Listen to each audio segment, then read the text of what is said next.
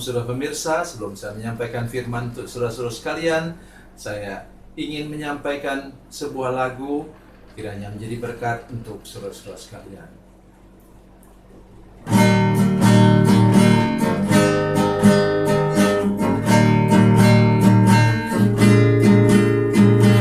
Kasih dan persahabatan dalam kasih Yesus Tuhanku, kasih yang sedia berkorban, ku bahagia memilikinya. Kasih yang tak membedakan, bebas dari iri dan dengki, jauh dari cemburu dan benci, rendah hati, tulus dan murni. Kekasih di dalam Yesus indah dan abadi.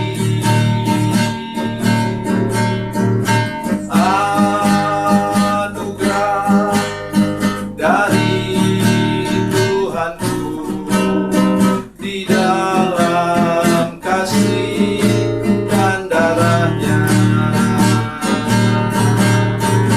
Kekasih di dalam Yesus indah dan abadi.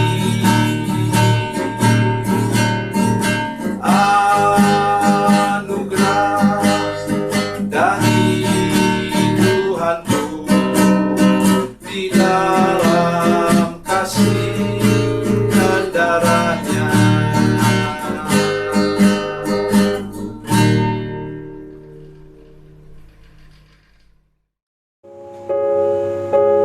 Salam saudara pemirsa, sampai jumpa kembali dengan kami dalam program Berita Pengharapan. Minggu ini kita sedang dalam penantian untuk hari Pentakosta. Ini minggu penantian yang terakhir sebelum minggu depan kita masuki hari raya Pentakosta yang luar biasa.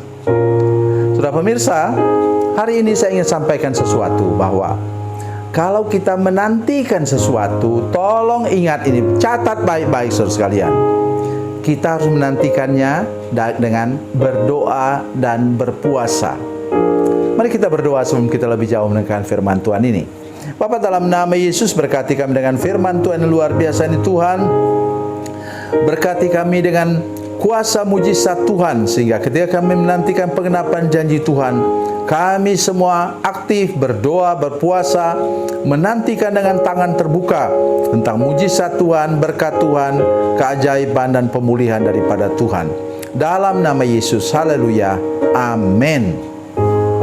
Saudara pemirsa, mari kita buka perjanjian baru, Kisah Para Rasul pasal 1 ayat 12 sampai 14. Kisah Rasul pasal 1 ayat 12 sampai 14. Demikian bunyi firman Tuhan. Maka kembalilah rasul-rasul itu ke Yerusalem dari bukit yang disebut Bukit Zaitun, yang hanya seperjalanan sabat jauhnya dari Yerusalem. Setelah mereka tiba di kota, naiklah mereka ke ruang atas tempat mereka menumpang.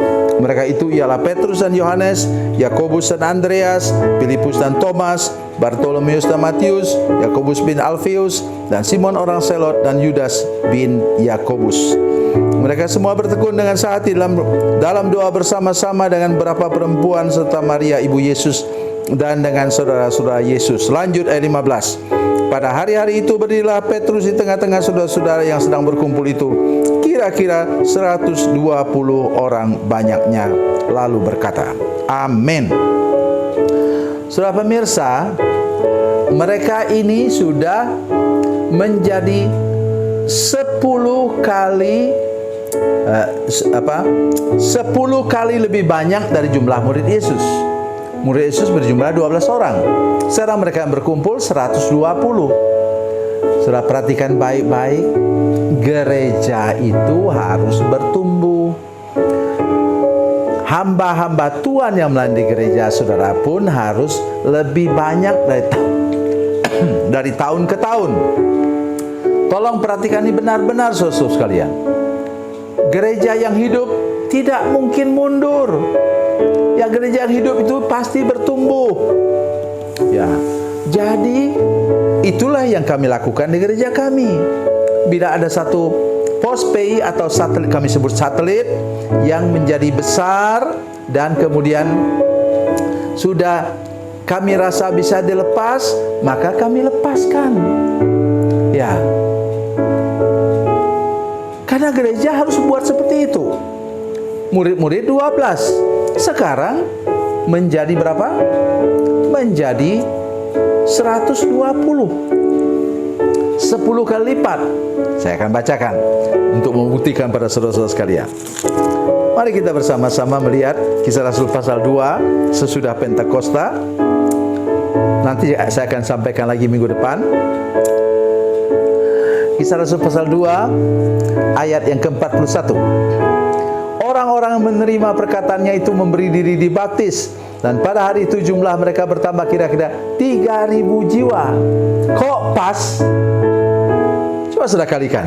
Ambil kalkulator atau handphone saudara sekalian, kalikan. 120 kali 25. Persis dia 3.000.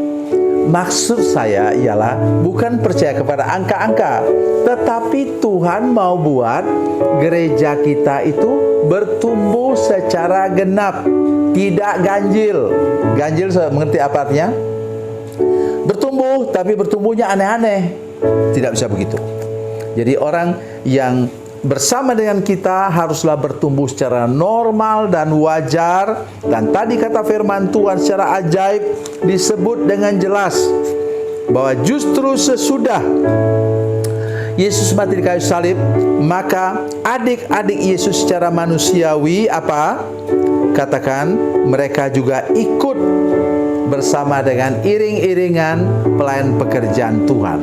Itu sebabnya 2 orang adik Yesus, satu namanya Yakobus, satu namanya Yohanes, itu kemudian menjadi tiang penopang gereja yang mula-mula. Luar biasa. Itu sebabnya hasil, kalau dilihat mula-mula, Tuhan Yesus hasilnya, dia mendidik adik-adiknya, berjuang mati-matian, bekerja sebagai tukang kayu untuk menghidupi adik-adiknya yang banyak itu. Orang berpikir, aduh, kayaknya tidak ada hasil ya. Karena waktu dia ke Nazaret, mereka justru ikut menolak dia. Tetapi akhir perjalanan situasi menjadi terbalik. Oleh karena itu, saya pesankan kepada saudara sekalian yang mengalami kesulitan, mungkin engkau ditolak orang, pelayananmu tidak dianggap orang, terus bertekun, serius melayani Tuhan. Di ujung jalan engkau akan dipermuliakan bersama dengan Yesus. Itu sebabnya mengapa saya minta saudara perhatikan hal ini. Sekali lagi saya mengatakan kepada saudara sekalian, apa mereka buat? Mereka semua apa? Bertekun dengan sehati dalam doa bersama-sama. Bila engkau sekarang menantikan penggenapan janji Tuhan, mungkin ada yang belum menikah, menantikan penggenapan janji Tuhan untuk teman hidup. Bagi saudara yang sudah menikah, menantikan berkat Tuhan untuk anak-anakmu. Engkau sudah berdoa supaya anak-anakmu sekolah sampai sarjana. Kemudian ada yang menantikan berkat Tuhan untuk menambah modal sehingga usaha saudara bisa lebih berkembang. Dan saudara-saudara sekalian akan mengalami lagi mujizat dan keajaiban Tuhan yang luar biasa dalam kehidupan saudara-saudara sekalian. Saya minta supaya kita lebih serius lagi, lebih sungguh-sungguh lagi untuk mengikut Tuhan. Dan saya mengajak kita semua hari ini benar-benar menantikan janji Tuhan dengan berdoa, dengan bertekun, dengan bersungguh-sungguh. Dan tidak ada yang main-main untuk mengalami segala kebaikan Tuhan dalam kehidupan saudara-saudara sekalian. Itulah sebabnya saya minta hari ini supaya kita betul-betul sampai kepada titik di mana kita menantikan semua janji Tuhan, tidak berdiam diri, tapi berlutut dan berdoa, juga berkumpul bersama-sama, mungkin dalam anggota rumah tangga saudara, dalam keluarga saudara. Mari lebih serius lagi, lebih sungguh-sungguh lagi untuk mengalami segala keajaiban dan kemurahan Tuhan. Tuhan Yesus memberkati, Tuhan Yesus baik. Mari kita berdoa. Bapa, dalam nama Yesus, terima kasih banyak untuk kebenaran firman Tuhan hari ini. Kami sungguh-sungguh berdoa, minta Tuhan menolong supaya semua jemaat, semua pemirsa yang sedang menantikan janji Tuhan untuk lebih bersungguh-sungguh lagi berdoa dan minta kepada Tuhan sampai Tuhan mengenapi janji-janji-Mu bagi kami. Dalam nama Yesus, haleluya, amin.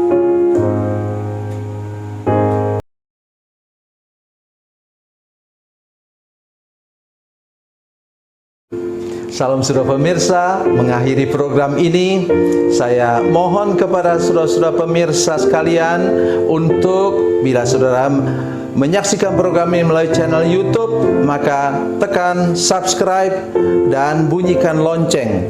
Dan bila saudara menyaksikan program ini melalui channel Facebook, tolong saudara-saudara sekalian tekan like dan juga komen.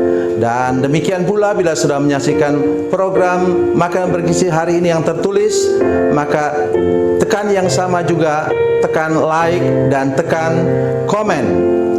Dan tolong saudara-saudara sekalian untuk membagikan program ini, share program ini di channel saudara-saudara sekalian, supaya lebih banyak lagi orang diberkati melalui program ini. Tuhan Yesus memberkati, Tuhan Yesus baik.